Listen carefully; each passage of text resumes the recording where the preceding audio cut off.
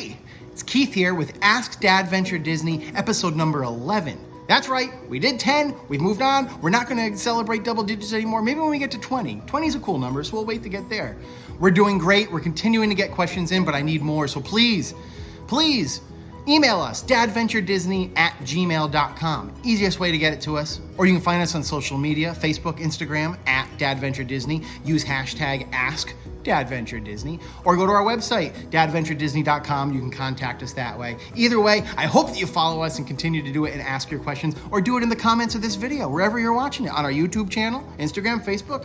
Leave a comment. Use hashtag AskDADventureDisney and ask your question, and soon we'll be here. I'd love for you guys to ask me a video question. Then your face could be right up here somewhere.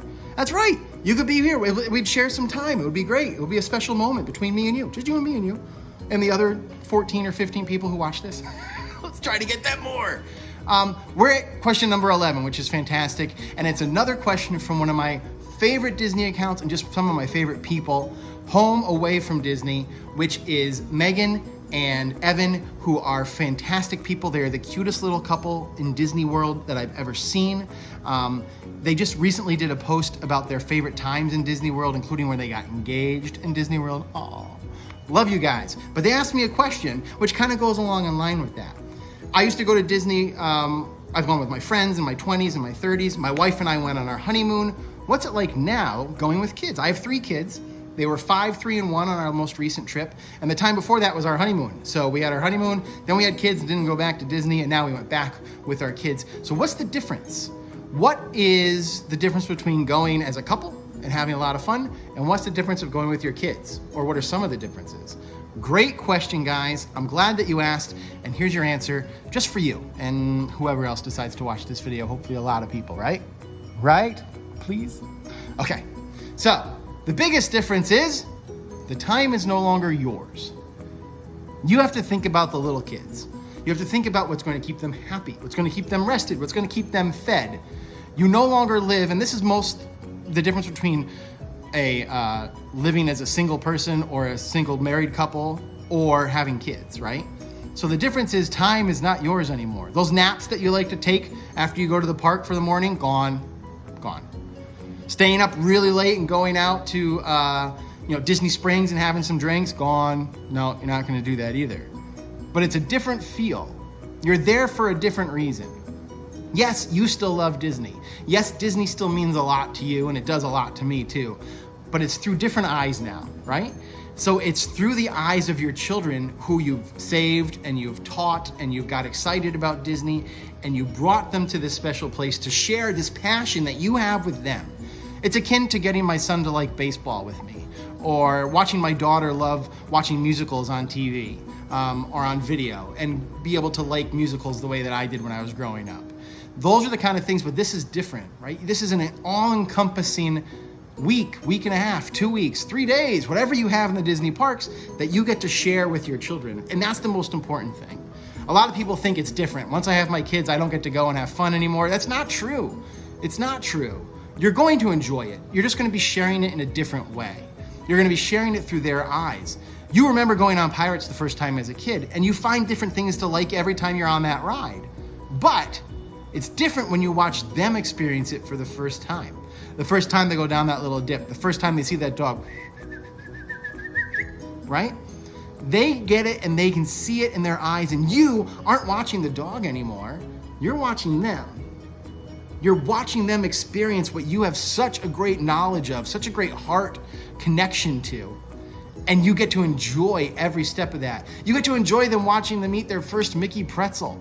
You get to enjoy watching them choose whether they want the Mickey ice cream pop or do they want the ice cream sandwich. You get to decide, are we all going to jump into this giant, colossal cinnamon ice cream churro sandwich?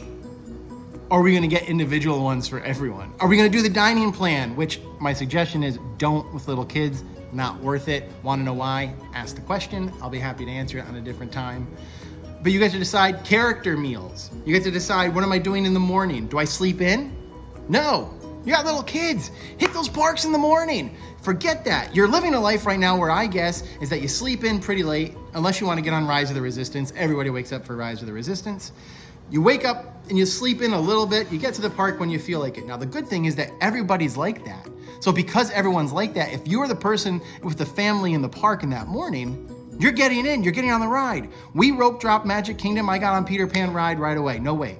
That never happens. If you sleep in even an extra half hour, are you ever getting on Peter Pan and walking right on when you get there? No, you're not. So let the kids who are going to be up anyway dictate the policy, dictate the schedule. Get them, wake them up, go to the park, have a fantastic day, and go back to the resort where you'd normally nap. Maybe you can try to lie down with them in the air conditioning. What I do is I bring my Apple TV, hook it up to the TV, and watch Disney Plus. We lie down in the air conditioning. You might fall asleep. That's fine. The kids aren't going to necessarily. They're all going to be wound up and prancing and ready to go. But you can still have a little bit of restful time.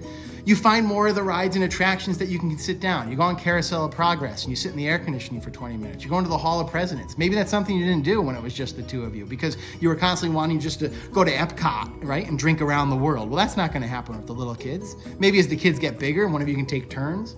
But what you're going to find is that you find different ways to enjoy it. When we went on our last trip, I was dying to go to Galaxy's Edge because I hadn't been yet. And I knew my kids weren't excited about it. We had waken up at 2 a.m. that morning to fly to Florida, landed, spent the day in the Magical Kingdom, got them into their room, got them asleep by like 6:37, and I said, I can't wait. My wife said, I'll stay, you go. I hopped on the Skyliner, landed in Hollywood Studios, and made a beeline for that Millennium Falcon and took my picture in front of the Millennium Falcon and enjoyed Galaxy's Edge by myself. So we made up a little arrangement, my wife and I, that she knew how important it was to me. And so even though I had the kids, I was still able to go and enjoy it. I could go in all the shops. I could take my time. I can converse with Chewbacca. I could go and have a drink at Oga's.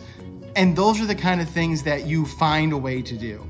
If you're only going to go once every 10, 15 years, make sure it's all about everything that you want. Make a list of the most important things for you to do because you're not going to do everything.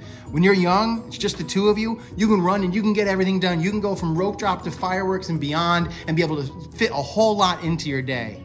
With the kids, you have to keep in mind that at any minute, you're going to do the wrong thing and set them off. So know your kids, know their threshold for excitement, know their fear factors, know what rides are definitely a no, or definitely could be, or definitely a yes. We had a couple that were definitely no's that ended up being yeses by the end of the trip.